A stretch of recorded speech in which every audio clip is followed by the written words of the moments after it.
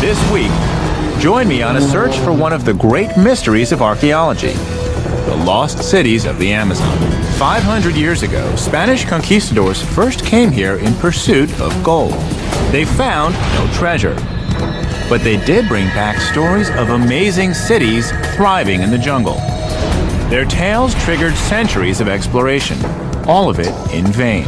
But now, thanks to some revolutionary new discoveries, we just may be able to find those lost cities.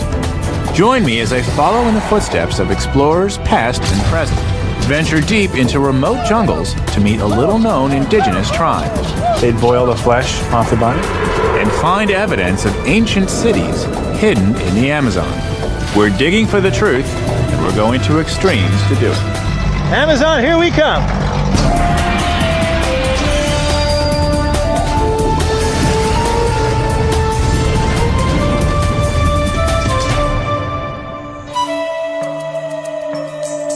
The Amazon is the largest river in the world, a vast system of interconnected waterways as big as all of Europe. Covered by impenetrable jungle and home to savage beasts, it was for centuries known to explorers as the Green Hell. Some sought the gold of hidden cities. Others were convinced that if they searched hard enough, traveled far enough, they'd discover the urban remains of ancient civilizations. Hi, I'm Josh Bernstein. I've come here to Brazil to explore one of archaeology's great mysteries, the lost cities of the Amazon. The first Europeans entered the Amazon basin in the middle of the 16th century. They were Spanish conquistadors under the command of Francisco de Orellana, and they traveled inland from the Pacific Ocean in search of El Dorado, the legendary city of gold. They didn't find El Dorado, but Orellana's chronicler did report seeing large populations along the river's edge. We tarried in the land, densely populated with towns and villages. Some of the towns extended for 5 leagues without any separation between the houses. Quite a wonderful thing to see. It was a discovery that later adventurers were never able to confirm. In fact, all subsequent expeditions reported that only the most primitive of tribal peoples called the Amazon home. But one man remained convinced that the lost cities could be found: Lieutenant Colonel Percy Fawcett. A prominent member of the Royal Geographic Society, his many exploits were followed avidly by newspaper readers all around the world. Fawcett, a real-life Indiana Jones, spent 30 years searching for the ruins of ancient cities in the Amazon. His inspiration? The accounts of Orellana and other Spanish explorers. Their stories were his life's obsession. They would also take him to his grave. His quest began in 1906. Hired to explore and map the uncharted reaches of the Amazon, he was one of the few Europeans willing to risk deadly encounters with the natives and the wild animals of the jungle. I have traveled much in places not familiar to other explorers, and the wild Indians have again and again told me of the buildings, the character of the people, and the strange things beyond. The existence of the old cities I do not for a moment doubt. Fawcett mysteriously disappeared in 1925. This tribe, the Kwikuru, are the descendants of the last people to see him alive. Even today, they still talk about the man they call the Colonel. But the first real clue to suggest Fawcett's quest wasn't in vain was discovered almost 1,000 miles from here. This is the Brazilian city of Belém. It's located where the Amazon meets the Atlantic. In the 19th century, some unusual artifacts began to show up in the markets here, and they created quite the sensation. They came from a nearby island called Marajó. They were fascinating because the sophistication of these artifacts proved that an advanced and complex society was living here in Amazonia. If there was a complex society, could there have been cities too? To find out, I'm going to Marajó Island. It's just across from Belém, in the mouth of the Amazon itself. Much of Marajó is covered in water for almost 10 months a year, and there are no roads. This is one of the few times it's accessible. The only way in is by plane. I'm meeting Denise Shan, a visiting scholar at the Emilio Geldi Museum. She's taking me to one of the sites where she's found these mysterious artifacts, buried in huge mounds built up from the flat island. It wasn't like you were the archaeologist. Radiocarbon dating indicates these sites are 1,500 years old. Look, here it is. So this whole mound here, everything here, was man-made. Right. It looks like a small hill in the midst of thick vegetation. How big is this mound? It used to be 7 acres. That's pretty big. Yeah, and 36 feet high. The mounds kept people above the seasonal flooding, Included. but they offered more than just protection. Dug out. They were also burial grounds. Each generation built on top of the previous one, so the mounds are full of funerary urns and the ceramics that went with them. Wow. Look at all this pottery, though. Yeah. It's truly everywhere. It's like, is it okay if I pull some of these out? Yeah, This right, site's been yeah. fully. And check this out. It's all these pieces that I'm pulling are pot shards just sticking out of the walls. Yeah, right. I mean, no offense, but the mound. It's hard for me to make out that there were tons of people here, but Right, this is yeah. obvious a sign that there were people living here. This whole area was like 2,000, 3,000 people. Look. The original mound builders vanished long ago, but the pottery they left behind has changed how archaeologists think about life in the Amazon before the Europeans arrived. When we return to Denise's office in Belém, it really becomes clear. These potsherds, when put together, indicate a settled society in the Amazon. They're huge. How would they be used? Well, for what we call secondary burial. First, they either boiled off the flesh or let it body rotten somewhere. They'd boil the flesh off the body? Yeah, that's Really? one possibility.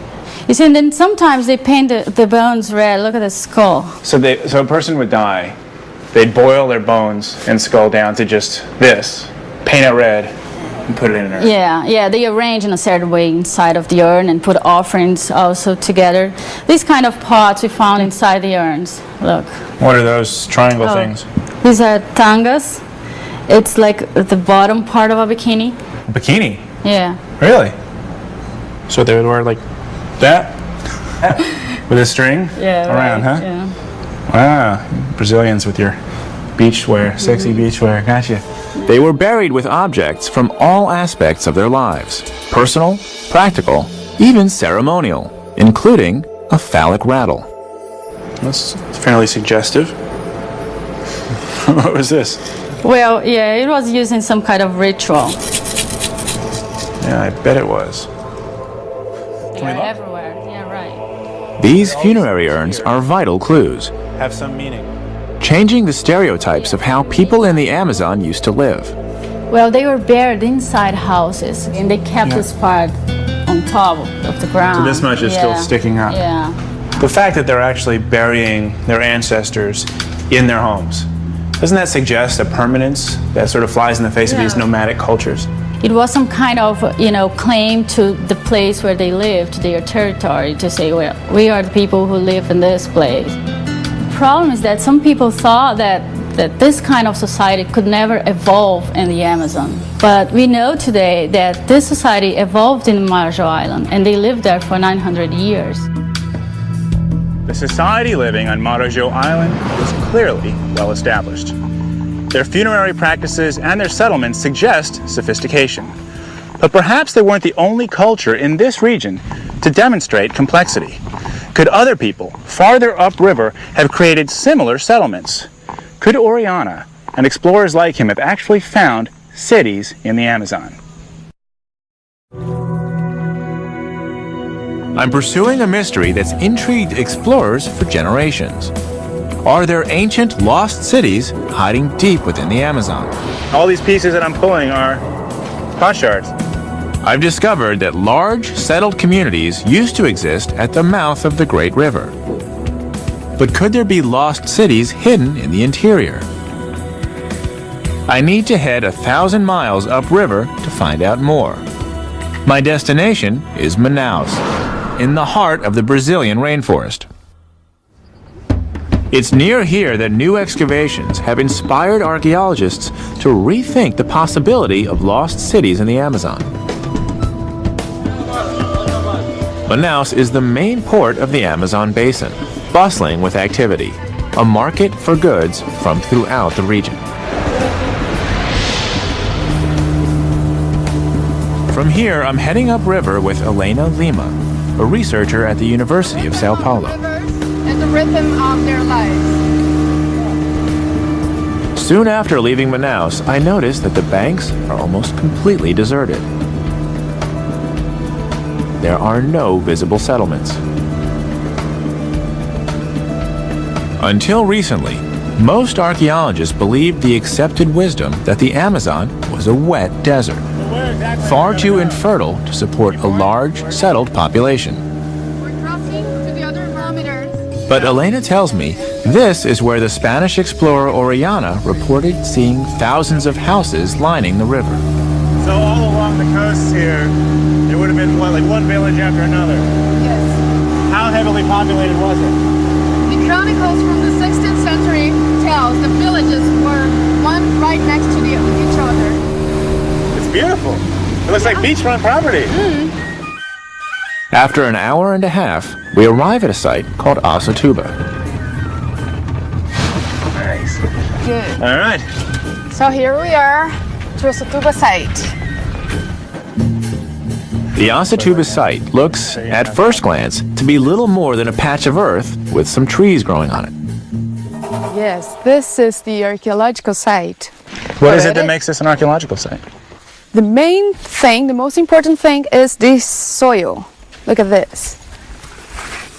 This is the terra preta de índio. What is it? Teja?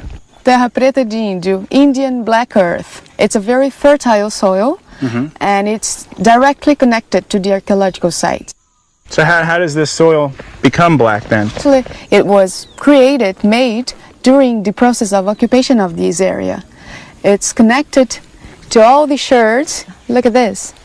They're all around. Oh. Here, see? Yeah. Here's a nice one. Wow. The pottery and the terras pretas, they are both a product of human occupation. Wow. Elena tells me Terra Preta is a genuine archaeological mystery. Highly fertile, this black earth was once presumed to be a natural phenomenon. But now it's believed to be the product of deliberate soil management. Still, despite more than a century of study, the exact formula for making it continues to elude scientists even today. Most people used to think Amazonian soils wouldn't support these plants. So maybe the way that people thought that you couldn't actually support a society, grow Yeah. crops here. Yeah. But I guess And you these can, yeah. these black earth showed people knew how to deal with this.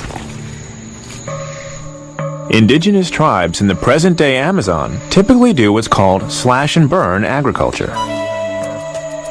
The jungle is cleared by fire and planted with manioc cuttings. Each field is farmed for a few years and then abandoned for another. For most of the 20th century, archaeologists were sure that this was the way the Amazon had always been farmed, and slash-and-burn agriculture could never support large, concentrated populations. Cities in the Amazon were thought to be impossible. But cultivation with terra preta is much more productive than slash-and-burn methods. The proof is growing all around us. Maybe Orellana was telling the truth about the cities. We are 2.5 kilometers far from the other spot, and this is still the same site and the same terra preta extension. stretches all this way. Yes, yes. Wow. Okay. Want to show you this? These were found when they cut the road. These are funerary urns. Oh. See, one over here and the other one here. Still in the ground from below. Yeah, Okay. yeah. And this here is terra preta again. Yes, yes. Can you see the contact between the terra preta Yeah. and the yellow soil? There must be where like 3 feet of that up there. Yeah, it's a thick layer. And you said that this is what, 2.5 kilometers from where we just were? Yeah, And it's terra preta the whole it's way? a huge extension, yeah. Wow. Elena, given how important terra preta was, and still is today, are people still making it? No, we don't know how to make it anymore. Really? Yeah. So what happened to the people who knew how to make it? When the first Europeans came, they tell us about large abandoned villages. So all these people were dying of diseases, were running away to upriver, mainly upriver, and all this structure, the social structure, collapsed. So the ability to make terra preta, I guess like this art of creating the soil, was lost with the people who died. Yes. This fertile black earth, with its rich carbon content, remains almost as much of a mystery today as when it was first discovered. Yeah, right here. As for Percy Fawcett, he knew nothing about terra preta, but he knew a lot about the potsherds that went with it. He found them everywhere as he mapped the Amazon. Using an altimeter and the simplest of surveying equipment, he explored the vast and mostly uncharted Amazon basin. But Fawcett had more than maps on his mind.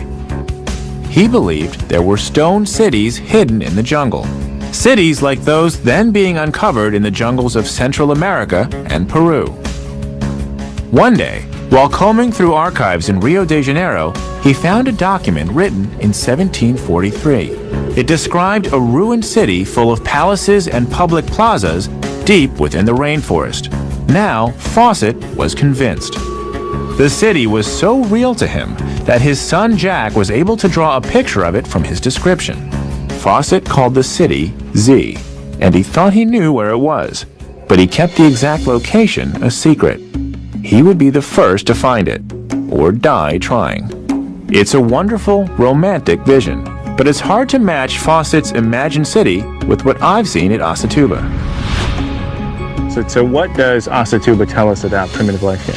It was more densely occupied in the past than it is today.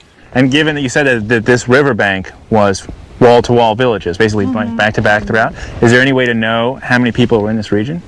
I wouldn't run the risk of saying numbers, but surely a lot of people. It seems Oriana was telling the truth. There really were large villages along the banks of the Amazon. But it's going to take more than rich soil and sophisticated pottery to convince me that these were the kinds of stone cities that Fawcett was looking for deep in the interior of the Amazon. I'm following the route of adventurer Colonel Percy Fawcett to learn what happened to him, and to try and find what he called the lost city of Z. For years, archaeologists doubted the stories of lost cities in the Amazon, but I've seen some compelling evidence that they may actually exist. I'm flying over 1,000 miles, from Manaus to Canarana, deep in the heart of Brazil. Here, I pick up Mike Heckenberger, an archaeologist at the University of Florida.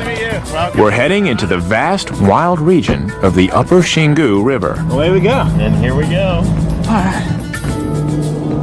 It's the largest tract of tropical forest in South America, still under indigenous control. Nice. Panorama. Very smooth. Yeah. We're going in for 4 days. We'll be away from electricity and phones. There is a shortwave radio, but I'm told it's unreliable. In 1925, Percy Fawcett headed into this same region. He was looking for the lost city of Z. He had tried once before and failed. Now he was 58, and he knew that this was his last chance. If the journey is not successful, my work in South America ends in failure, for I can never do any more.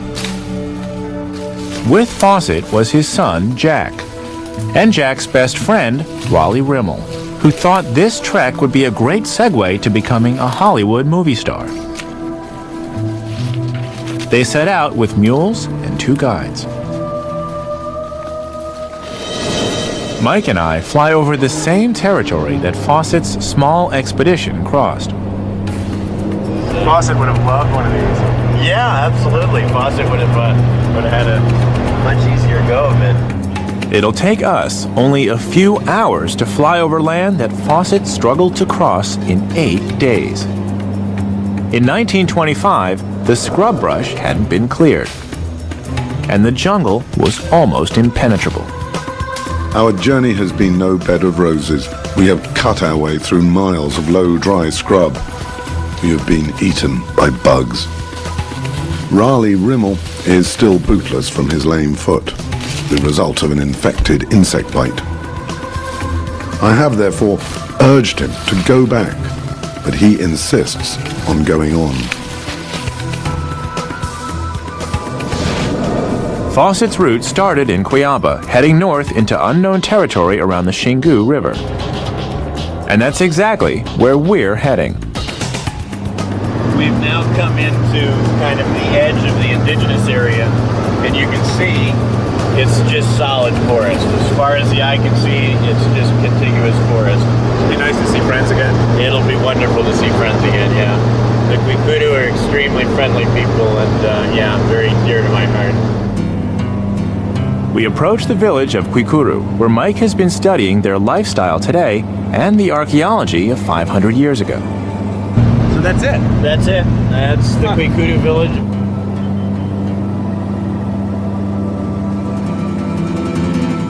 This is great. The village has come out to meet us. Look at the kids running. Hello.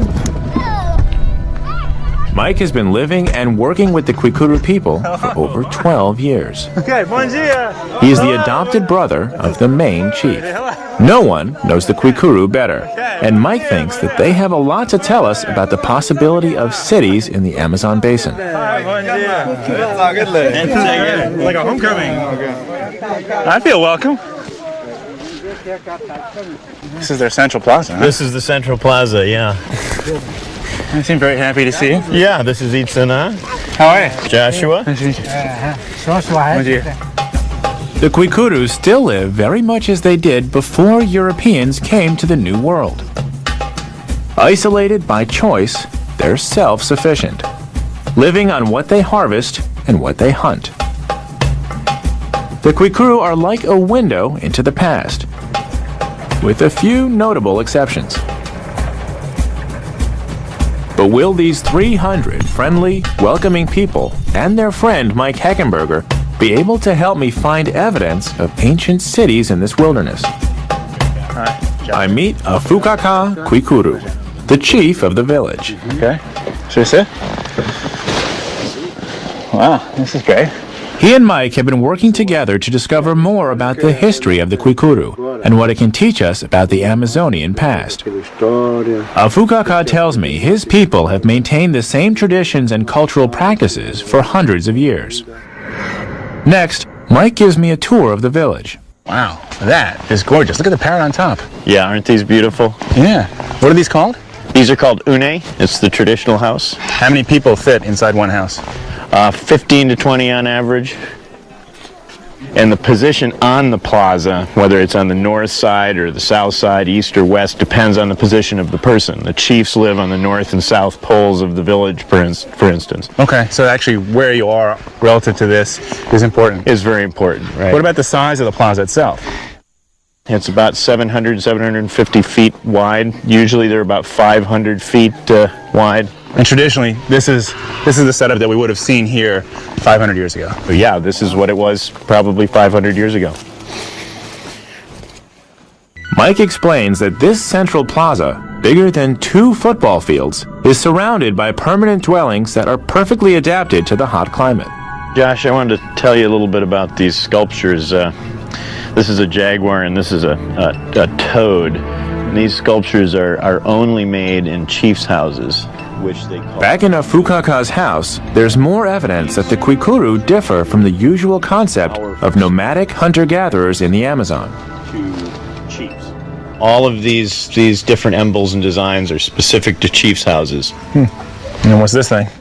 This is a manioc flour storage silo. The community gives surplus manioc flour to the chief, who stores them in this traditional silo. You can see that this is made out of reeds and leaves, just as it would have been in the past. And how much manioc would they store here? We've estimated that they can store up to 2,000, 2,500 kilograms, the equivalent of several tons of manioc flour. The basic elements of a complex society are things like the presence of a political elite, a group of people that is fundamentally different, a class-like group of people. And here we have evidence that there was a chiefly elite. We have evidence of large-scale food production. We have evidence of storage. And his stuff doesn't spoil. Nope, keeps good for a full year. The village of Kwikuru has been here for only 30 years, but it feels permanent.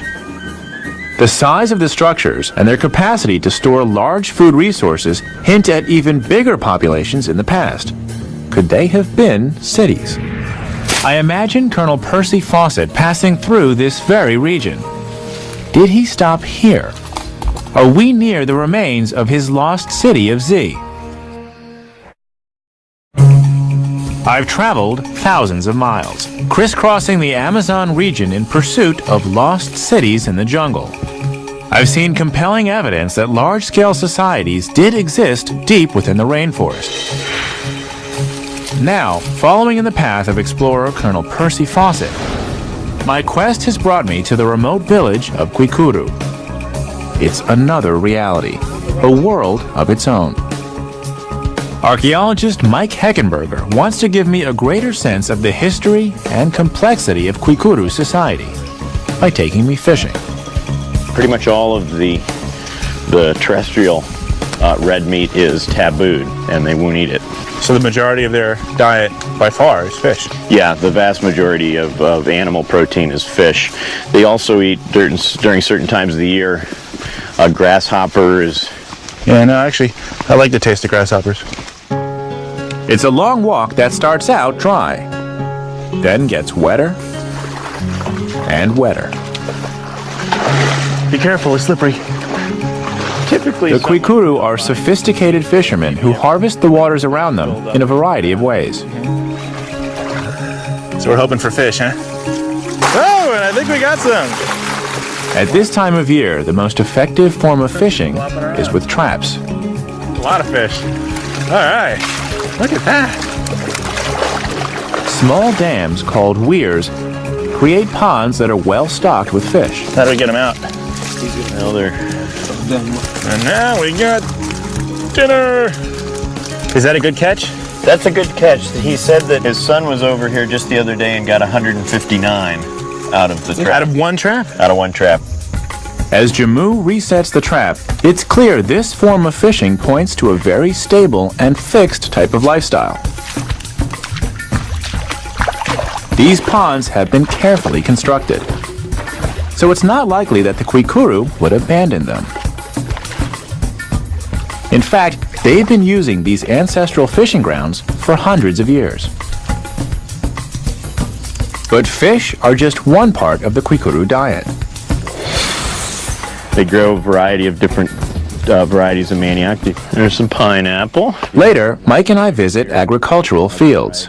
Just so happens that manioc grows great in these soils. How many varieties do they have? They have over 40 varieties. Again, Mike sees indications of a settled and stable society. This land has been used for many generations. In fact, they've been here for hundreds, even over 1,000 years. So just as we saw with fishing, the way they grow crops here also suggests a very sophisticated civilization. Well, yeah, the wide variety of plants that they use, the multi-cropping that they have here, shows that they have a variety of ways to use fields at one moment in time. It looks like a scrub forest, huh? Yeah, it's very foresty. Right. To you and me, it may look like a scrub forest, but it's not. Well, actually, it's an old manioc garden. This is? Yeah. How do you know this is a garden, or was a garden? Well, these piquet trees. This is what we saw. Suddenly, I realize that this isn't just a stretch of forest. It's an orchard, a piquet orchard, a fruit sort of like a guava. And it's a big... So this plot of land has been thoroughly maximized. It's a balance. It's a sustainable form of development, but it's not a natural balance. It's an artificial balance. They've created it. Today, the village of Kwikuru is just that, a village. But could there once have been a city here, of the sort that Fawcett dreamed of finding? Could the Kwikuru themselves have once lived in such a city? Fawcett knew little about the Kwikuru people or their culture, but from his research he was convinced that their tribal territory was home to the abandoned stone city of Z. So it was in 1925 that Colonel Fawcett made the fateful decision to head into Kwikuru territory. He traveled with his son, Jack, and Jack's friend, Raleigh Rimmel. After 8 days of grueling travel, Fawcett stopped at what he called Dead Horse Camp. After this, they'd be in unmapped territory. Our route will be from Dead Horse Camp, roughly northeast to the Xingu. Beyond the Xingu, we shall take to the forest to a point midway between that river and the Araguaia. It was here in the uncharted and unexplored territory of the Kwikuru that Fawcett was convinced lay the ruins of the lost city of Z. Fawcett snapped a picture of Jack and Raleigh and wrote a dispatch to the Los Angeles Times. We shall be among the Indians with all the adventures which that implies. It is a difficult country to enter and to penetrate. I shall continue to prepare dispatches from time to time in hopes of being able to get them out eventually through some friendly tribe of Indians. But I doubt if this will be possible. But the two guides refused to go any farther. They returned to civilization with Fawcett's dispatch and the photo. Then Colonel Fawcett set out with Jack and Raleigh Rimmel into the wilderness, traveling ever deeper into Kwikuru territory. They were never heard from again.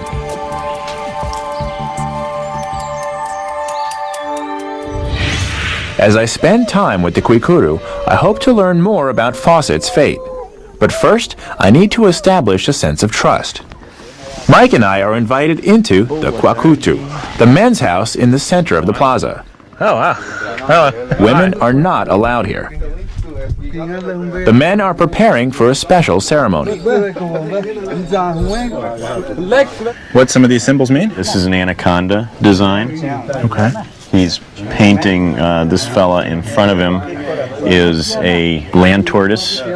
Celebrating the fish spirit, this ritual is meant to ensure a plentiful supply of a crucial part of the Kwikuru diet. It's also a welcome form of recreation. Having fun? Está perguntando se tá. Wearing his jaguar skin hat, the executive privilege of a chief, a fukaka presides over the event. The Kwikuru challenge many of the stereotypes of the Amazon. Instead of small-scale societies, these people live in large, permanent villages. This one village has stood in the same place for more than 30 years. It begs the question, could the Kwikuru have once lived in an even more sophisticated setting sometime in the ancient past? The kind of stone city Percy Fawcett believed he'd find. I've been following in the footsteps of Colonel Percy Fawcett and his search for the lost city of Z. My journey has taken me deep into the jungle and the territory of the Kwikuru. It was here that Fawcett had hoped to find his lost city. And it was also here that he mysteriously disappeared. Now archaeologist Mike Heckenberger wants to show me something that may shed light on Fawcett's quest. We head out to a place considered sacred by the Kwikuru. It's called Nokugul, the place of the jaguar. And we're now coming into the ancient village, the ancient community. Right here. Right here. How do we know that? See that little rise we just came over? Yeah, this little depression here? Right. If I come back down in here, Yeah. you can see that rise Yep. is the beginning of the archaeological site. This is the outer limit of the... So you're outside. I'm outside. And I'm inside. And you're inside. You're an insider. Come on in. Thank you. Let's go check it out. Working with a fukaka, Mike has found that this sacred place is also the site of an ancient settlement. And we're getting closer to the center of the village. We're getting closer to the center of the village. Is that why I'm seeing more pottery as we get closer? Once again, there's an abundance of pot shards. Keep on going. Keep going. We're actually walking parallel. Although it feels like we're walking through the jungle, we're now inside the limits of the old settlement. This place must have been huge. We walk across an open area in the forest. Your step pretty heavily vegetated here. More snakes? No more snakes. Okay. Can't have snakes in the plaza. Where there is now undergrowth, there once was a perfectly circular plaza. This was the Central Plaza. This is where it all happened. This is where the chiefs did their business. This is where people came out and did their dances, just like we saw in the contemporary village. But Mike's most important discovery, made in the mid-90s, is not an old plaza in the jungle. We're actually in the trough or the base of one of these ditches now. Chief's up here. Let's say hello to him. Hi, Chief. See you again. Bonji. We meet a fukaka at the location. All right. It's a trench. So At yeah, first glance, it's hard to understand the site's importance. it's probably easier if I just get down and show you. So I'm just Okay. going to jump down in there. Gotcha.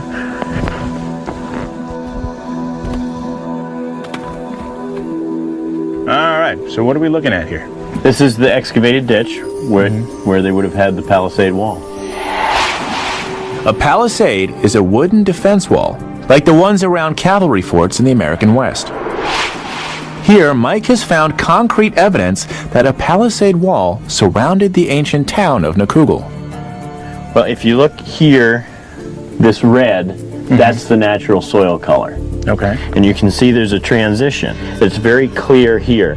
Dark soil with little pieces of charcoal in it, red soil here. That's the boundary. They dug the trench right here into the natural soil and then infilled. And right in the middle of these two walls is where the trunks are. What was the length of the perimeter of this wall? This particular wall was about 1.5 kilometers long, or just over a mile long.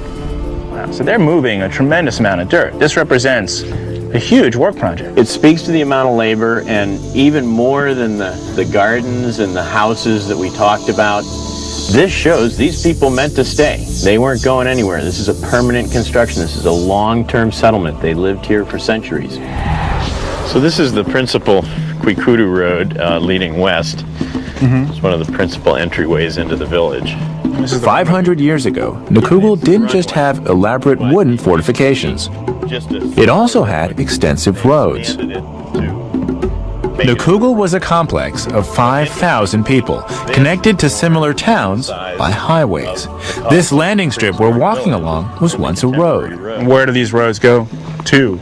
Is there a specific place? Yeah, they lead to another community. And this is an interesting thing. Not only were communities much larger in the past, in prehistoric times, but there was many more of them. And they were all linked up in this very complicated network of roads. Roads like this one that were very wide and well kept and straight as an arrow. But there was multiple. Mike has studied satellite photographs of the region and used global positioning to follow the remains of ancient highways.